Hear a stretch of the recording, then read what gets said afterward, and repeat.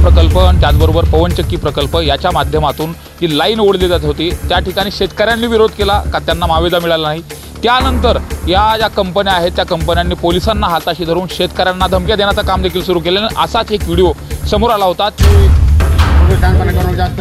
UPSC men's दिली, नीट बोला।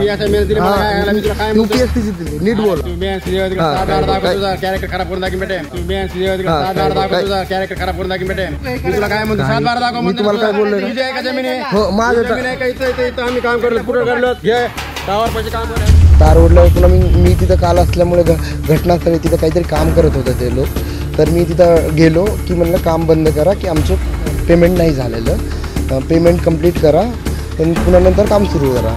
तर ते मग अशा वेगळं बोलायला लागले की बाबा, नंतर मी म्हणलं की काम बंद करा, ते म्हणलं तू असं हे करणार आहे। तुम्ही गुंड सोडून देता आणि जे MPSC UPSC अभ्यास करते विद्यार्थ्यांना त्यांना धमक्या देता, ही कोणती भाषा आहे? ही सामान्य माणसाला वेदनादायक आहे। तुझं कॅरेक्टर खराब करतो अशी धमकी चक्क पोलीस कर्मचाऱ्याने दिली होती। त्याचं कारण तसंच आहे। बीडच्या कानडी घाट या ठिकाणी सौर ऊर्जा प्रकल्प आणि त्याचबरोबर पवनचक्की प्रकल्प याच्या माध्यमातून जी लाईन ओढली जात होती त्या ठिकाणी शेतकऱ्यांनी विरोध केला का त्यांना मावेदा मिळाला नाही। त्यानंतर या ज्या कंपन्या आहेत त्या कंपन्यांनी पोलिसांना हाताशी धरून शेतकऱ्यांना दमदाटी करणं एवढंच नाही तर धमक्या देण्याचं काम देखील सुरू केलं। असाच एक व्हिडिओ समोर आला होता। त्यानंतर खूप मोठ्या प्रमाणात संताप देखील व्यक्त केला। ज्यांच्या बाबतीमध्ये हा प्रकार घडला होता ते शेतकरी माझ्यासोबत आहेत।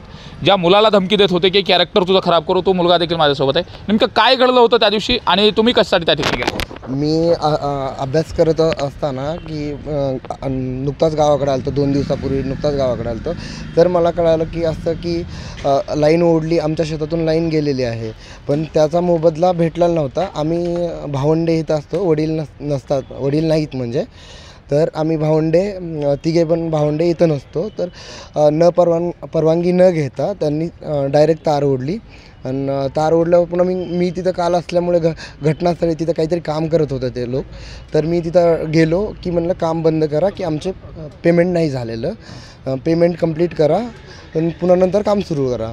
तर ते मग अशा वेगळं बोलायला लागले की बाबा, नंतर मी म्हणलं की काम बंद करा, ते म्हणले तू कोण असं हे करणारे सांगणारे। खूप लोक होते तिथं, पण ते मी नंतर त्यांना म्हणलं की बाबा हे करा, आणि पण अचानक मी मोबाईल काढला, रेकॉर्डिंग करायला लागले। मग ते आरतुरेवर आले की बाबा, मी म्हणलं मी UPSCची तयारी करत आहे की मला पण सगळ्या गोष्टी आहेत, मी तुम्हाला नीटच बोलतो आहे की तुम्हाला मी एक पण चुकीचा शब्द वापरलेला नाही, मला पण तुम्ही नीट बोला। तर ते बोलले मी तुझं कॅरेक्टर खराब करत असतो, UPSC करत असेल तरी पण कॅरेक्टर खराब करत असतो। म्हणलं ठीक आहे सर, मी तुम्हाला एक बी वाईट शब्द वापरलेला नाही आणि वापरत पण नाही, पण त्यांनी न ऐकता भाषा कशा पद्धतीची होती आणि नेमकं कंपनीचे जे कोण कर्मचारी त्या ठिकाणी काम करत होते त्यांच्यापेक्षा अग्रेसिव्ह कोण होते? भाषा जर तुम्ही व्हिडिओ पाहिला असेलच, मी जो रेकॉर्ड केला तर त्याच्यात ॲग्रेसिव्हनेस त्यांचा दिसत आहे की हातवारे करणं बोलणं किंवा हे करणं बोलणं। आम्ही फक्त शेतकरी सगळे शेतकरी होतो, आम्ही फक्त हे मागत होतो की बाबा की म्हणलं ज्यांचे लोकांचे पैसे नाही भेटले त्यांना मोबदला भेटलाच पाहिजे। असे किती शेतकरी होते? तरी 10-12 तरी असतील माझ्या ओळखीचे। तिथं ज्या घटनास्थळी होते ना 5-7 होते। पोलीस कर्मचारी किती होते? 7-8 लोक असतील तिथं आलेले। हां, काय बनत होते नेमकं? आणि पहिल्यांदा गेल्यावर तर ते काम करत होते, मी मागून गेलो की बाबा म्हणलं काम बंद करा की पेमेंट झालेलं नाही, पेमेंट हे करा, लिस्ट चेक करा की बाबा हे झालेलं नसेल, तुमच्याकडे लिस्ट असेल की बाबा पेमेंट मिळालेलं नव्हतं, तुम्हाला जो मोबदला आहे तो देखील मिळालेला नव्हता। मात्र पोलीस कर्मचारी त्या ठिकाणी आल्यानंतर त्यांचा काय रोल होता आणि ते तुम्हाला नेमकं कशा पद्धतीने धमकत होते? व्हिडिओमध्ये तर आहे की ऐकतच नव्हतं, व्हिडिओमध्ये दिसलं। व्हिडिओच्या व्यतिरिक्त काय काय घडलं? पहिला मी तेवढंच कॅप्चर केलं की बाबा जेवढं आहे, त्याच्यानंतर पण खूप झालं, सहकार्य करत नव्हते, त्यांनी सहज जोडा म्हणले, तुम्ही जोडा कंपनीवाल्याला सांगितलं, पण हां महिलेला पण एका अभद्र शब्दात बोलले की बाबा की त्या महिला चर्चा करत होते एक महिला की मोबाईल पण घेतले, नेमके मोबाईल नाही घेतले हिसकावून, पण मोबाईल बंद करा म्हणत होते असं एवढं। हां, हा सगळा प्रकार घडला त्या ठिकाणी तुम्ही देखील होता। नेमकं काय घडलं होतं आणि हे नेमकं घडतंय कशामुळे, कोणती कंपनी आहे आणि पोलिसांचा रोल नेमका काय? पोलीस कशा पद्धतीने तुम्हाला सहकार्य करतायत का नेमकं तुम्हाला टॉर्चर करतायत? मी बाहेर असतो, मला वडील नाहीत, ह्याला पण वडील नाहीत. तिथून त्या ताराखाली माझं 449 गटामध्ये माझ्या भावाच्या नावावर जमीन आहे 200 फूट. त्याचा मोबदला आम्ही घेतलेला नाही.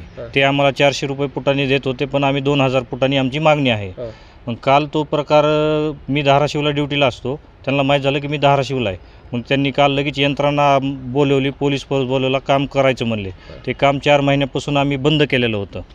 तर ते यंत्रणा आल्यानंतर आम्ही तिथं गेल्यानंतर म्हणलं काम बंद करा. तर हा समोर पहिल्यांदा आधी गेलेला होता. तर याला डायरेक्ट तू UPSC करतोस, तुझं कॅरेक्टर खराब करेल. तो बळवंत म्हणून कोणतरी आहे, दत्तात्रय बळवंत, तो डायरेक्ट आरे रावीची भाषा, मुरुमकर म्हणून आहे. मुरुमकर इतका हरामखोर पोलीस कर्मचारी आहे. तो भांडणं लागले की तिथं एखादी केस असेल चौसाळा परिसरात, तर दोघाकडून बी पैसे घेतो आणि भांडणं लावतो. असंच महागल्दी एक प्रकरण आहे, महादेव जोडगे म्हणून, आणि त्यांचे भाऊभावाचे मॅटर होते. तर त्यांना म्हणलं मी 35,000 द्या, मी तुमची जामीन करून घेतो. म्हणजे ह्या ज्या कंपन्या आहेत त्या कंपन्याचं एवढं काम पोलीस का करतात, नेमकं काय कारण असू शकतं आणि ह्यात काय अर्थकारण आहे का? हां, पोलिसांना ह्यातून भरपूर अर्थसहाय्य होतं. आणि ते मला असं ऐकायला भेटलं की ते बळवंत फक्त हे मॅटर सॉल्व्ह करण्यासाठीच इथं नेकनूर पोलीस स्टेशनला बोलून घेतलेलं आहे. हां, कोणते मॅटर नेमकी मॅटर? हे पवन चक्क्याचे, कोणाच्या शेतातून तार चालली, तो डायरेक्ट येतो, शेतकऱ्यांना धमकी देतो. महागच आमच्या मागच्या 5-6 महिन्यापूर्वीच सुलतानपूर परिसरात त्या शेतकऱ्यांना हाणमार झाली. तिथं शेतकऱ्यांनी अंगावर पेट्रोल ओतून घेतलं. असे बरेच प्रकार चौसाळा परिसरामध्ये घडत आहेत. काय कशा पद्धतीने धमक्या दिल्या जातात, काय गुन्ह्याच्या संदर्भात किंवा कुठली धमकी कशा? तुम्ही आम्हाला काम करू द्या, नाहीतर मग तुमच्यावर आम्ही गुन्हे दाखल करू, नाहीतर मग तुम्हाला पोलीस कस्टडीमध्ये घेऊ.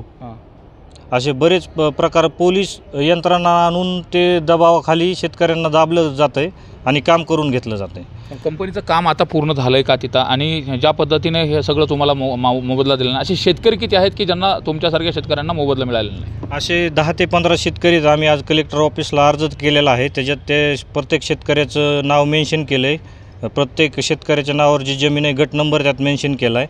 असे 10 ते 15 शेतकरी आहेत मोबदला न मिळाले. मात्र आता तू MPSC करतो, UPSCची तयारी देखील करतो. तसं पाहिलं तर पोलीस प्रशासन हे न्यायाच्या भूमिकेतून असतं. सामान्यांना अन्याय झाला नाही पाहिजे, त्यांना न्याय दिला पाहिजे. मात्र कालची जी भाषा होती, तू ऐकल्यानंतर तुझ्या मनामध्ये काय आलं, आणि खरंच ती न्यायाची भाषा होती का अन्यायाची भाषा होती? तर ते असं म्हणतात ना की बाबा पोलीस प्रशासन शेतकऱ्याच्या बाजूने किंवा समाजाच्या बाजूने असलं पाहिजे, ते बंडखोर प्रवृत्तीच्या लोकांच्या बाजूने कार्य करत, असं मला काल वाटलं. की बाबा ते एवढं सुद्धा म्हणायचे की बाबा जर कोणी पैसे घेतले असेल तर ठीक आहे, पैसे घेतले असतील तर लोक वापस नाहीत ना म्हणणार की त्यांच्यावर आम्ही 420चा गुन्हा दाखल करू, की अशा धमक्या कोणत्या होत्या नेमक्या? आम्ही 420चा गुन्हा दाखल करू, अशा या प्रकारच्या धमक्या होत्या की बाबा ज्यांनी हे केलं असेल. पण वापस ज्या लोकांनी पैसे घेतले असेल ते वापस तर हे करणार नाहीत ना, ज्यांना भेटले नाहीत तेच लोक. मात्र मला मूळ प्रश्न की ती लाईन कशाची आहे, कुठून चालली, कोणत्या कंपनीची आहे, आणि त्या ठिकाणी कंत्राटदाराचे किती लोक होते आणि पोलीस प्रशासनाचे किती लोक होते, रितसर त्यांनी तशा पद्धतीने काय अर्ज वगैरे दिला? ऑटो पॉवरची लाईन आहे 220 kVची, तार जाते आणि टावर पण आहेत.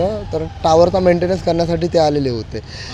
नंतर मग त्यांनी 7 ते 8 पोलीस असतील, त्यांची गाडी एक होती, लेबरची एक गाडी होती, आणि दुसरी ते कंपनीचे माणसं. पीक वगैरे होते का? हां, सोयाबीन होते. आणि जी महिला ती सोयाबीनचं ओरडत होती ना की बाबा की सोयाबीन खराब होते, त्यांचे पहिले पैसे नव्हते दिलेले की ट्रॅक्टर घातलेलं वगैरे, ते पैसे मागत होत्या, त्या मागत होत्या ते पैसे.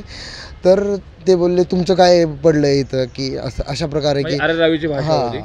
आपण हे अत्यंत धक्कादायक आहे. विशेष म्हणजे या संदर्भात आता पोलीस प्रशासन नेमकी तुमची मागणी काय की ज्या कर्मचाऱ्यांनी अशा पद्धतीने हे केलं? आम्हाला ते तिन्ही पोलीस कर्मचारी सस्पेंड पाहिजेत, म्हणजे पाहिजेत, आमची एवढीच मागे. तुम्ही एखाद्या जर UPSC करणाऱ्या विद्यार्थ्याला जर तुझं कॅरेक्टर खराब करू असं जर बोलत असताल तर काय करायचं? तेव्हा लाईव्ह आमच्या गावचे सरपंच बी होते, गोकुळ कुडके म्हणून, ते पण तिथं होते. तुम्ही गुंड सोडून देता आणि जे MPSC UPSC अभ्यास करते विद्यार्थ्यांना त्यांना धमक्या देता, ही कोणती भाषा? ही सामान्य माणसाला वेदनादायक आहे. म्हणजे आम्ही न्याय कुणाला मागायचा? बरोबर. मात्र कायद्याचं राज्य आहे, बाबासाहेबांचा कायदासुद्धा आहे. मात्र सर्वात महत्त्वाचं आता राज्याचे जे मुख्यमंत्री आहेत, गृहमंत्री आहेत, यांच्याकडे काय मागणी असेल? का तर तो भविष्यामध्ये परत त्या प्रशासनामध्ये जाणार आहे. मात्र अशा पद्धतीने जर होत असेल तर नेमकं काय परिणाम होतो? मला वाटतं ज्या लोकांना म्हणजे आम्हा लोकांना जे मोबदला भेटला नाही ना, त्यांना सगळ्यांना ज्या गरीब शेतकऱ्यांना आहे ना, त्यांना मोबदला भेटावा. ज्यांची नुकसान झाली भरपाई, त्यांना नुकसान भरपाई भेटावी, एवढीच ज्या मागणी आहे. पद्धतीने पोलीस प्रशासन असं वागतंय त्यांच्यावरती काय punishment झाली? त्यांच्यावर थोडं लक्ष देण्याची गरज आहे की वरूनच थोडं लक्ष दिलं पाहिजे, सस्पेंड बी केलं पाहिजे. प्रशासनामध्ये इतके ॲग्रेसिव्ह. मग सिस्टम नेमकी कुणाची? खरंच जर बघितलं तर सिस्टम म्हणतो आपण, इकडे पोलीस प्रशासन असेल, महसूल प्रशासन, खरंच सामान्यच आहे? तर सामान्यतः तर वाटलं नाही. काल मी पाहिलं, जवळूनच पाहिलं. काल पण पहिलाच इन्सिडेंट घडला की अभ्यासातून एवढं शिकायला भेटतं, पण हे रियालिटीमध्ये खूप वेगळं आहे. आम्ही वाचतो पुस्तकात ह्या खूप वेगळ्या गोष्टीत, आणि जे पाहतो त्यात खूप बदल आहे. आपण पाहतो ही वस्तुस्थिती आहे. प्रत्यक्षात जर बघितलं तर कायदा वेगळा आहे, का तर ते अभ्यास करत असताना त्या गोष्टी त्याने देखील सांगितल्यात.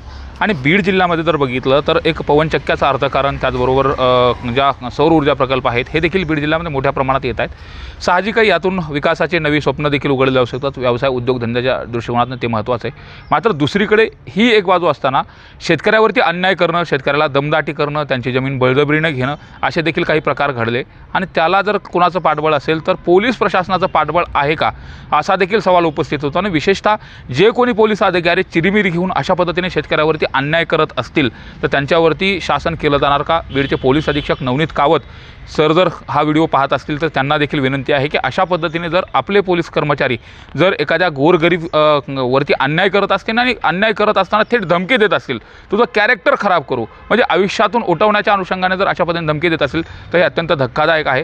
त्यामुळे नेमकं त्या ठिकाणी काय घडलं होतं, त्या ठिकाणच्या शेतकऱ्यांना मोबदला कधी मिळणार, आणि संबंधित जे कोण पोलीस कर्मचारी त्या ठिकाणी होते त्यांनी अशा पद्धतीने जी धमकी दिली, पब्लिकला धमकी दिली, विशेषतः ते सर्व्हिस म्हणजे सेवा देणारे आहेत, आणि ज्यांना सेवा देणारे आहेत त्याच मालकांना जर अशा पद्धतीने धमकी दिली जात असेल तर अत्यंत दुर्दैव आहे. सुरेश जाधव, न्यूज 18 लोकमत, बीड.